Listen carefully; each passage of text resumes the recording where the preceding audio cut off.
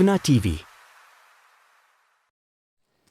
పట్టణ మారిస్పేటలోని కాంగ్రెస్ పార్టీ కార్యాలయంలో AP Muslim united front Guntur parliament committee విస్తృత స్థాయి సమావేశాన్ని ఆదివారం నిర్వహించారు. యునైటెడ్ ఫ్రంట్ రాష్ట్ర అధ్యక్షులు ఎండి ఖలీం అధ్యక్షతన జరిగిన ఈ సమావేశంలో యునైటెడ్ ఫ్రంట్ సభ్యులు, పలువురు మైనార్టీ నాయకులు పాల్గొన్నారు. మైనారిటీలకు సంబంధించిన వివిధ సమస్యలపై ఈ సమావేశంలో చర్చించారు. ముఖ్యంగా వక్ఫ్ భూములు, మైనార్టీలకు వివాహ కానుక, రంజాన్ తోఫా, మైనార్టీ రుణాలు, ఎన్నికలలో ముస్లిం మైనార్టీలకు వివిధ రాజకీయ పార్టీల సీట్ల కేటాయింపు వంటి వివిధ అంశాలపై చర్చించి సమావేశంలో తీర్మానం చేశారు. ఈ సందర్భంగా ఏపీ ముస్లిం యునైటెడ్ ఫ్రంట్ రాష్ట్ర అధ్యక్షులు ఎండి ఖలీం మాట్లాడుతూ, వక్ఫ్ భూములు ముస్లిం సమాజానికి కాకుండా వేరే వాటికి ఉపయోగించకూడదని, ఆస్తులను బలవంతంగా స్వాధీనం చేసుకోరాదని, వక్ఫ్ చట్టాన్ని ఖచ్చితంగా అమలుపరచాలని డిమాండ్ చేశారు. కూటమి ప్రభుత్వం ఎన్నికల సమయంలో ముస్లింలకు వివాహ కానుక, రంజాన్ తోఫా, మైనార్టీ రుణాలు వంటివి అమలు చేస్తామని హామీలు ఇచ్చి 20 నెలలు గడిచినా వాటిని అమలు చేయలేదని, వెంటనే వాటిని అమలు చేయాలని అన్నారు. రెవెన్యూ డివిజన్గా ఉన్న తెనాలి పట్టణంలో ప్రభుత్వ పాలిటెక్నిక్ కళాశాల ఎంతైనా అవసరం ఉందని అన్నారు. శాసనమండలి సభ్యులు, మంత్రులు ఈ విషయంపై చర్యలు తీసుకోవాలని అన్నారు.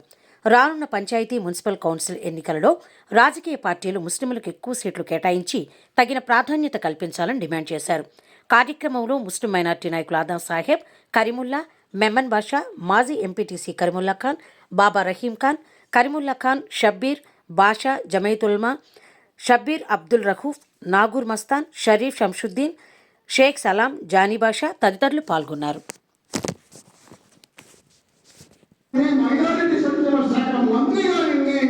ఇంతవరకు దాని మీద నోరు తెచ్చినటువంటి దాఖలాలు మరి ఏం చేస్తూ ఉన్నారు?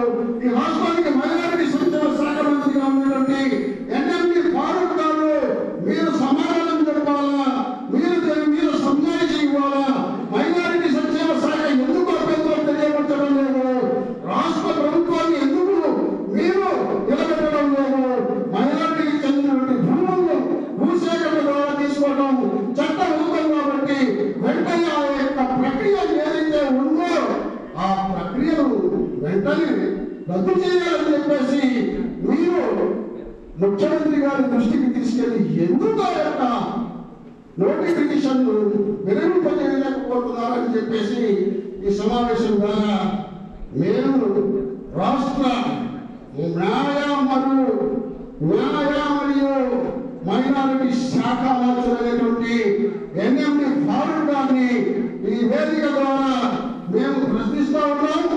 అదేవిధంగా ఈ రాష్ట్రంలో ఉన్న మైనారిటీల సంక్షేమం కోసం మీ కూటమి ప్రభుత్వం వచ్చిన తర్వాత ఏ క్యాబినెట్ అయితే మీరు మంత్రిగా ఉన్నారో ఆ ప్రభుత్వం వచ్చిన తర్వాత మైనారిటీ సంక్షేమం కోసం మీరు చేసిన ఖర్చంతా అనేది కూడా ఒక శ్వేతపత్రం విడుదల చేయాలని మేము చేస్తా ఉన్నాం.